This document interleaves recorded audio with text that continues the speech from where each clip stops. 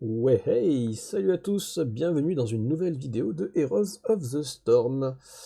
On est parti aujourd'hui en quick match et sur un perso alors que j'apprécie beaucoup mais que je joue malheureusement assez mal, à savoir Uther.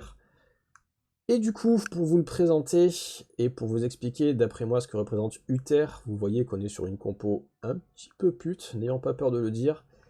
Uther, Boucher, Medivh, on a un DAK qui va nous permettre non seulement de tanker, mais en plus de récupérer un petit peu d'XP. Mais voilà, l'intérêt va être tout simplement de feed notre boucher un maximum. En termes de sort, vous avez le premier qui est un soin ciblé, le deuxième qui est une zone qui va soigner les alliés et blesser les adversaires, et le troisième, celui probablement que vous redoutez le plus, un stun qui fait ultra mal et qui fait surtout ultra chier. En niveau 1, je ne sais pas si vous avez eu le temps de le voir, on va récupérer la quête du corps à corps. Alors, la quête sera assez facile, il faut taper 75 fois au corps à corps. Ça rappelle un petit peu celle de Kharazim, à savoir que, à la différence, celle de Kharazim, vous devez taper alors des serviteurs ou des héros ou des mercenaires. Là, ça marche également sur absolument tout. Donc, si vous voulez pas vous faire chier, vous allez même taper un mur adverse s'il le faut. Vous pouvez le faire sans trop de problèmes. Les 75 premières fois où vous allez taper, ça va être la folie, vous avez la petite quête. Vous voyez Boucher qui engage, on stun, il meurt. Fin. Le principe, voilà, vous venez de le comprendre. On va avoir un DAK. Hop là, Lunara, est-ce que tu as moyen d'aller en bas? Ça serait cool. Euh, le principe donc va être d'avoir un DAK qui va solo top la plupart du temps. Et, euh, et on va tout simplement stacker boucher. Tout simplement. Lunara qui apparemment n'a pas trop envie de descendre. Bon, après boucher est descendu avec Nazibo. Donc d'accord. Nazibo qui est parti se suicider sur les tours. Pourquoi pas. Voilà. Le perso est très costaud. Et par costaud, j'entends solide. C'est pratiquement un off-tank. Honnêtement, s'il n'y a pas de gros burst en face, vous allez pratiquement tenir une front lane. Alors, doucement, hein, toute, euh, toute raison gardée. C'est pas un Artanis, mais voilà, vous avez quand même vraiment de quoi faire. Vous voyez donc là la quête qu'on fait doucement. Lily qui fait pas vraiment de dégâts. L'avantage de la quête, une fois que vous l'avez bouclée, c'est que votre stun va revenir plus rapidement. Parce que oui, c'est évidemment ce qu'on veut. Euh, hop, le niveau 4. Alors, là éventuellement, voilà, la vitesse de déplacement qui peut être cool. L'Orient Sacré qui est pour moi meilleur dans le sens où votre soin va rajouter des dégâts. Ça va permettre en fait, vous allez cibler un ennemi avec votre soin. Hop, vous voyez comme ça. Ça va vous soigner, ça va faire des dégâts. Un peu à la manière de Arthas en fait, vous êtes un peu dans le même délire. De toute façon, pour tous les fans de l'or, vous savez que les deux sont intimement liés. Uther et Arthas. Donc c'est normal qu'ils aient à peu près les mêmes sorts, en tout cas en termes de soins. On tient en bas là tout simplement, on attend que Boucher et Medivh décalent, donc on les occupe un petit peu. Voilà, le portail qui annonce la couleur. Hop, hop, on rentre, Lily qui tombe. Bon, Nazibo qui de toute façon va tomber. On se le met de côté. Ah merde, le zombie. Non, alors là c'est petite erreur de ma part. On pensait pas il allait mettre des zombies. Je m'attendais aux grenouilles, je m'attendais aux araignées, pas aux zombies. Et vous voyez donc un petit avantage du terre aussi, quand vous mourrez pendant quelques secondes, vous restez là en étant invulnérable. Et vous allez avoir qu'un seul soin, un seul sort, pardon, donc le sort de soin, que vous allez pouvoir spammer parce que vous avez très très peu de temps de recharge dessus. Bon, sachant que déjà ça va augmenter vos soins, ce qui est toujours une bonne nouvelle. Mais en plus ça va diminuer votre temps de recharge, enfin votre temps de réapparition, parce que le temps de réapparition commence quand vous êtes mort, et pas quand vous disparaissez sous forme de fantôme, à la Obi-Wan Kenobi. Elle de mort, on va pas pouvoir faire grand chose, je pense. Donc là, on fait genre de le prendre, on sait typiquement, enfin, on sait qu'on l'aura pas. Le cleanse qui sera pas pris là, je pense. On sait qu'on l'aura pas, on veut juste qu'il se rapproche. Voilà, on voit que Boucher engage Nazibo. Voilà. Donc le cleanse qui est possible, là en l'occurrence ça sera pas le cas, puisque de toute manière Il y aura pas d'intérêt, il n'y a pas grand chose à cleanse. Le gardien des anciens rois qui peut être cool aussi, puisque ça augmente l'armure. On va probablement partir sur l'armure de foi, j'imagine, pour résister aux stuns, et encore que des stuns, il n'y aura pas 50 en face. Là, pour le coup, je sais pas trop quoi prendre, mais Uther fait partie, alors, comme beaucoup de soigneurs, mais de ces persos où il faut s'adapter à l'équipe en face. On va prendre ça pour augmenter l'armure. Vous voyez aussi, quand on met un soin, donc il y a une petite armure qui se met, enfin petite, 25, ce qui est quand même très correct, quoi, un quart de résistance en plus. Mais voilà, autant pour un soigneur, typiquement genre Lily ou éventuellement Lucio, vous pouvez avoir un build que vous allez conserver sur 90% des games. Autant Uther, bah, il faut clairement s'adapter, voir ce qu'il y a en face, augmenter la vitesse de déplacement si besoin, enfin, mettre un clean si besoin, augmenter l'armure. C'est aussi en ça que le perso est agréable parce que bah, vous pouvez pas avoir un build pré-fourni.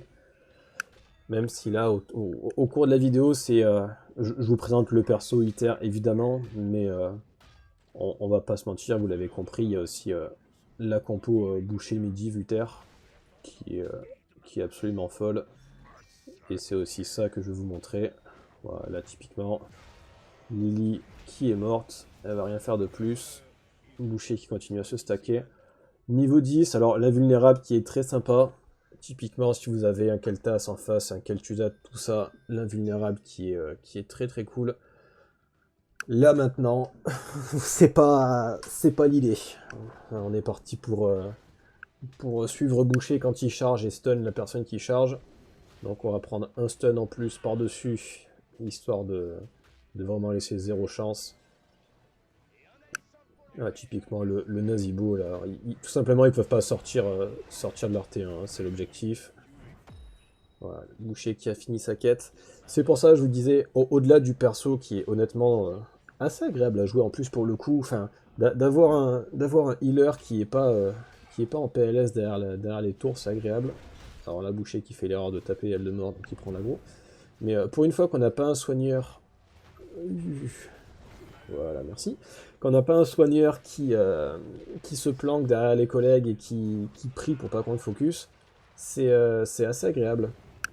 Comme je vous disais, alors sans être vraiment un pur frontline, vous le voyez, niveau 11, on a 3000 de vie. C'est honnêtement ultra correct.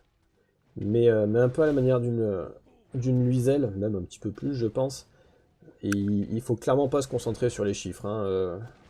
Vous avez un stun qui va pas faire de chiffres, vous allez avoir votre cleanse qui va pas faire de chiffres, que ça soit les soins seront un petit peu en dessous des autres, mais maintenant qu'ils ont enlevé le score de tanking, vous avez même plus ça qui apparaît, alors que bah, c'est le gros avantage du perso, d'avoir un heal qui tank. Bah, là en l'occurrence vous n'allez pas voir le côté tank, vous allez voir que le côté heal, donc vous perdez une partie de la renommée du perso, on va dire ça comme ça, mais il faut pas se leurrer, vraiment le perso est ultra fort et vraiment très très agréable à jouer.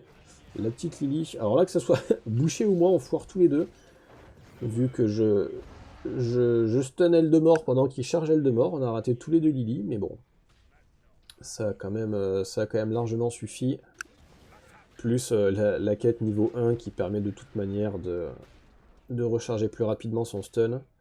En gros, oui, je vous ai pas dit, la quête, quand elle est terminée, une fois que vous mettez... je crois que c'est une seconde de temps de recharge en moins par auto-attaque sur votre stun, ce qui est assez ouf. Voilà, là vous avez la bénédiction du champion qui est très sympa, qui vous permet de soigner en fait par auto-attaque. On va prendre, c'est un plaisir, l'amélioration du stun, qui va ralentir la vitesse de déplacement, histoire de rajouter un petit peu. Et vous voyez en plus donc la quête qui permet de récupérer du mana à chaque auto-attaque. Et étant donné que vous êtes un soigneur, que ça soit le côté tanky ou la résistance de base... Oula, Boucher... Ok, Boucher qui engage mourant, il n'y a pas de souci. Ouais. Et qui explose dans la foulée. Mais voilà, vous avez un perso qui va pouvoir se soigner puisqu'il a deux sorts de soins, un ciblé et un de zone. Mais en plus de ça, vous avez la possibilité de récupérer du mana à chaque auto-attaque. Donc ça en fait un solo laner qui est quand même très efficace. plus, vous voyez, il pète des bouches. Bon, là, on va pas se mentir, on est aidé évidemment par Lunara en grande partie, Medivh aussi, des AK. Mais voilà, c'est un perso qui est très solide. 3K5 niveau 14, donc il peut solo, il peut intervenir dans les teamfights. Et il est peut-être pour moi un petit peu moins punitif que les autres, dans le sens où même si vous ferez vos placements et vous mourrez, coucou Abatour, même si vous mourrez, vous avez la possibilité quand même de faire des soins après coup. Hop, reviens là. Voilà. Vous avez la possibilité de faire des soins après être mort. Donc, alors, on va pas non plus dire que c'est une bonne chose, hein, faut pas non plus crever en boucle, mais il sera probablement plus permissif que les autres soigneurs. Typiquement, je pense à Lily ou Lucio, ou si vous faites engager par un boucher en tout début de fight, vous mourrez, bah, vous avez pratiquement condamné votre équipe, on va dire ça comme ça, étant un peu pessimiste, mais c'est l'idée. Enfin, vous perdez votre healer avant une teamfight, bah, vous allez simplement reculer, vous n'allez rien faire. Là déjà, Uther, faut réussir à le tomber, c'est-à-dire que si vous faites focus, c'est que bah, les collègues étaient vraiment pas là, alors vous étiez soit très mal placé, ça peut arriver, soit, hop, soit en face, ils en voulaient vraiment plus que prévu. Aïe, aïe, aïe. Vous voyez, entre les 25 d'armure, les 3006 de PV, vous tenez quoi, c'est... il y aura de quoi faire, voilà, ça va être compliqué, joli ulti. Mais voilà, vous tenez en front lane, ça se fait. Là, le niveau 16, sans problème, la bénédiction. Donc en gros, quand vous le claquez, le prochain sort que vous allez mettre aura moins de temps de recharge. Genre beaucoup moins. On aura tendance à le claquer, vu la compo sur le stun, histoire d'enchaîner un stun, un ulti, un stun, plus boucher qui fait plus au milieu. Mais voilà, ça peut mettre un burst de soins assez conséquent, sachant que ça nullifie aussi, si je dis pas de bêtises, le coup de mana, ou ça le réduit en tout cas très fortement. Alors, réduit de 50 le coup de mana et 10 secondes le temps de recharge. Bon là c'est la fessée, hein, 20 kills à 3 de toute manière. On va probablement pas tarder à finir, encore que il leur reste leurs 3 T2. Je les enterre peut-être un petit peu vite. Hop, DAK qui en avait marre de solo, qui vient faire muse avec nous. Ah oui, là il y avait aussi le collègue Medivh qui voulait absolument tester le combo Nuke Staz. Mais étant donné qu'on n'avait aucune idée des timings, on les a fait un peu à l'arrache. Un peu bon, Nazibo qui est mort. Ah, dommage, le timing qui était pas ouf. Voilà, l'ulti qui est mis. On fait back Lily. Joli bouclier. Là, Lily qui se prend, vous voyez, voilà. Stun avec le niveau 16, on restun par-dessus, la charge de boucher. Ça se fait sans trop de soucis. Alors, elle de mort qui évidemment contre un peu notre plan qui est de stun to stun, mais bon. Boucher ayant stacké, ça simplifie quand même le truc. Ouais, ok. Bon, Boucher qui a largement fini sa quête, donc il met des claques incroyables. On a déjà vu de toute façon Boucher la rigolade de ce perso. Ouh, les grenouilles qui font mal. Oh non, on va mourir de manière nulle des grenouilles, dommage. Mais voilà, on avait déjà vu Boucher, on sait que le late game est cadeau pour lui. Donc voilà, c'est l'avantage aussi de jouer avec un Uther, c'est que ça va permettre de sécuriser les kills, on va dire ça comme ça. Quand il charge quelqu'un, on va pouvoir stun par-dessus. Parce que là, mine de rien, que ce soit Eldemort qui prend pas les stuns et Lily qui met un blind, là, la compo est pas forcément évidente de notre côté. Après, ils ont pas de tank au sens propre, donc ça, c'est quand même le gros avantage. Mais on n'est pas censé les rooster tant que ça sur cette map. Abatour Eldemort, c'est ultra fort. Alors, DAK est cool, mais normalement, il est pas censé faire le poids. Alors qu'on voit ça tient sans problème. Mais voilà, tout simplement parce que dès qu'ils essayent de solo, voilà, dès qu'il y en a un qui est décalé, vous le voyez ici. Il y a, en plus c'est Abatour, donc il est derrière le fort, il peut pas faire mieux, mais dès qu'il y en a un qui avance un tout petit peu, qui sort de son T1, T2, il se fait immédiatement burst. C'est le gros avantage. Et c'est en ça aussi... Quelqu'un qui passe pas sous le mur, dommage. C'est en ça aussi que la compo est sympa, c'est que non seulement vous allez en fait péter la gueule de vos adversaires, mais en plus vous allez les empêcher d'avancer plus que ça. Je sais pas si c'est clair, c'est-à-dire que vous n'allez pas améliorer votre compo, mais eux vont être moins bons. Vous voyez, là typiquement ils peuvent rien faire, tout le monde explose. Alors le niveau 20 aussi a été pris un peu rapidement. Logiquement vous voulez prendre le niveau 20 qui vous fait revenir à la vie. Je sais plus combien il y a du temps de recharge, c'est pas si long que ça. Mais en gros, vous allez avoir l'animation, donc vous êtes mort sans être mort. Vous allez pouvoir soigner à fond. Et après ça, vous allez revenir à la vie. Donc ça, c'est assez costaud. Ah, dommage. Ah, bah Tour qui a raison de toute manière, il fait ce qu'il veut pour essayer de temporiser. Donc voilà, vous allez prendre normalement ce niveau 20. Là, bah, je suis même pas sûr qu'on soit déjà mort. Donc... c'est de la partie rapide, on est là pour rigoler aussi, donc on prend l'amélioration de l'ulti, ça réduit le temps de recharge de l'ulti justement, donc du stun de zone. La Medivh qui veut absolument faire son trap invisible en étant sous les héros adverses. Mais bon, vous voyez, de toute manière ils explosent au départ, on se met au milieu, on stun tout le monde. On n'a même pas claqué le niveau 16, donc pas besoin. L'idole qui met des nukes, ça c'est la rigolade de la dernière mise à jour. Hop.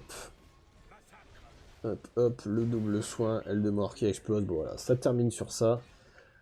Bon, je voulais vous présenter le perso Uther, encore une fois je pense que c'est plus la compo boucher Medivh Uther qui a été présentée, mais bon, le perso était pas... Je pense pas que le perso était mis de côté. C'est pas un build basé sur le côté soutien que je vous ai montré, là c'est vraiment le côté DPS. Les collègues qui veulent pas terminer, ok. Les collègues qui font mumuse. Bon là c'est le petit BM qui fait plaisir. Parce que mine de rien l'idole commence à faire mal les gars. Je peux pas tanker ça pendant 8 heures non plus. Ma foi, bon. Mais voilà, donc c'est assez bizarre comme build, ce que je vous ai montré, c'est un build dégâts, enfin agression, on va dire ça comme ça. Mais voilà, le perso peut se le permettre aussi, donc on en profite. Oh là là, ça me paraît ambitieux ce qu'on fait. Ok. Ouais, est-ce qu'on peut essayer de se faire Tassadar? Le challenge. Tassadar qui a pas beaucoup de vie. Ouais, le portail qui est joli. Oh putain. Bon. Voilà, un peu de suicide, ça fait pas de mal. Et c'est là où le niveau 20 aurait été peut-être cool. C'est même pas dit en vrai. C'est le problème un peu comme Auriel, là, le niveau 20, si je meurs, je reviens en dessous d'eux, je reprends une deuxième mort, ça vaut pas le coup. Bref, voilà pour le perso, donc Uther en mode pétage de gueule. Mais voilà, ça vous donne un ordre d'idée du perso, et ça donne un ordre d'idée surtout de la compo. Merci de m'avoir suivi, je vous dis à très bientôt, ciao ciao.